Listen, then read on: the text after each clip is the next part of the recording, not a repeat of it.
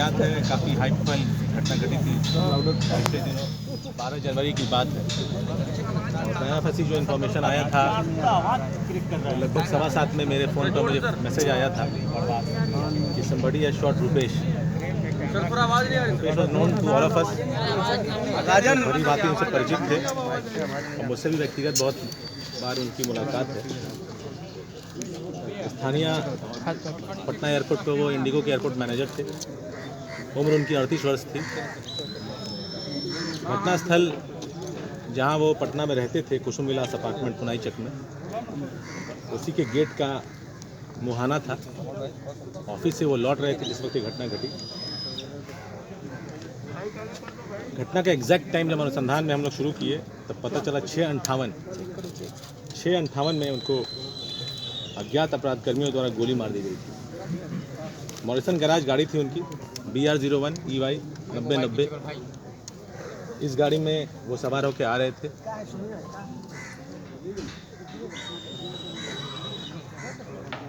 उनका इंफॉर्मेशन आने पर सिटी एसपी, मैं, IG पटना भी मौका वारदात का मुआयना किए थे और तत्काल एक SIT का गठन हुआ था सिटी एसपी सेंट्रल के नेतृत्व में, और मुझे सुपरविजन की जिम्मेदारी दी गई थी। इस पर 2 DSPs थे, 4 थाना प्रभारी थे। पोस्टमार्टम इनका IGMS में हुआ था। पोस्टमार्टम में इनके बॉडी से 6 गोलियां बरामद हुई थी। सारे बुलेट्स उनके बॉडी में लॉज्ड थे। सारी इंजरीज उनको राइट साइड शोल्डर की तरफ से हुई थी।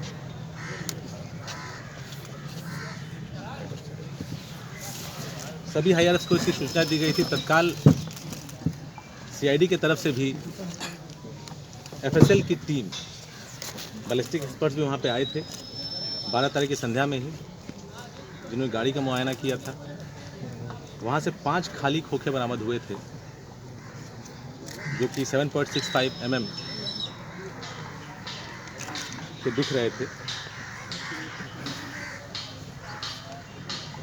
इस शुरुआती इंफॉर्मेशन के बाद पुलिस ने अपना कार्रवाई शुरू किया। SIT के अलावा एक और टीम हम लोगों ने बनाई थी। तो पैरेलली पटना पुलिस की 2 टीम काम कर रही थी।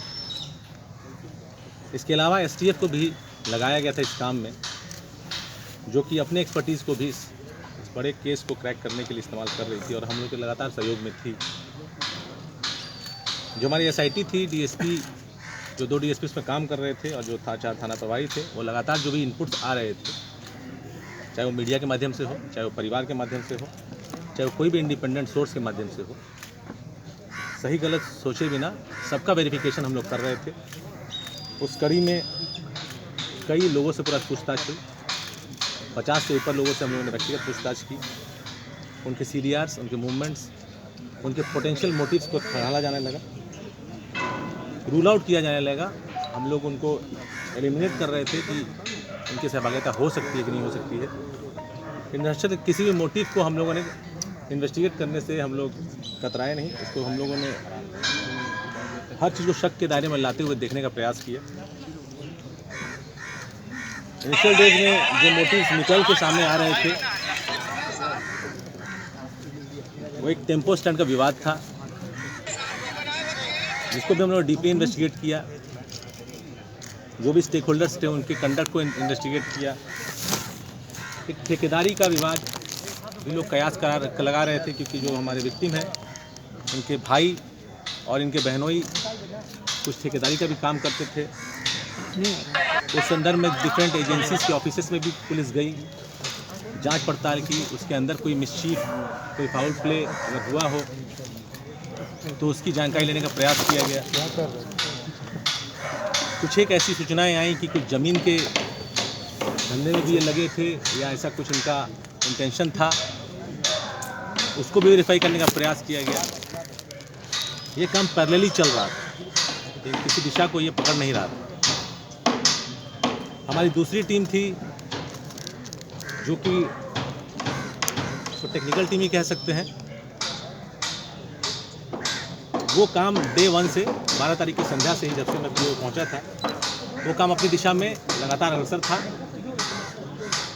और बहुत ही सीक्रेटिवली वो काम चल रहा था। उसका कोई भी इनपुट किसी भी समय हम लोगों ने आप लोगों के साथ शेयर नहीं किया in the interest of investigation. सबसे पहले हम लोगों ने बेसिक से रिट्रीट की दिशा को फॉलो करने का प्रयास किया। घटनास्थल पे लगभग हम लोग उस रात 1:30 बजे तक 2 बजे तक थे। चूँकि इनिशियल कुछ टाइम मीडिया ने भी ले लिया था और हम लोगों को भी परिजनों का इनिशियल बयान, पोस्टमार्टम में हम लोग की जो व्यवस्था रही, उसके बाद वो इलाका पूरा सन्न हो चुका था, जिस वजह से हम लोग किसी से बातचीत नहीं कर पाए। तो अगले दिन से एक्चुअल काम शुरू हुआ और इनिशियल जो जानकारी है कि 2 मोटरसाइकिल पे 4 लोग थे। एक अपाची मोटरसाइकिल थी, एक पल्सर मोटरसाइकिल थी और 4 लोग उसमें दिखते हैं। जैसे ही गाड़ी कुसुम विलास अपार्टमेंट के गली में घुसती है, उसके ठीक पीछे अपाची घुसती है, उसके जस्ट पीछे पल्सर घुसती है। जो सीसीटीवी फुटेज है उसमें आवाज़ नहीं आती, लेकिन तुरंत कुछ सेकंड्स के बाद गाड़ियां दोनों वापस आती हैं और वो घटनाक्रम पूरा स्पष्ट होता है कि ये 2 गाड़ी हमारे अपराधी हैं जिन तक हम लोग को पहुंचना है।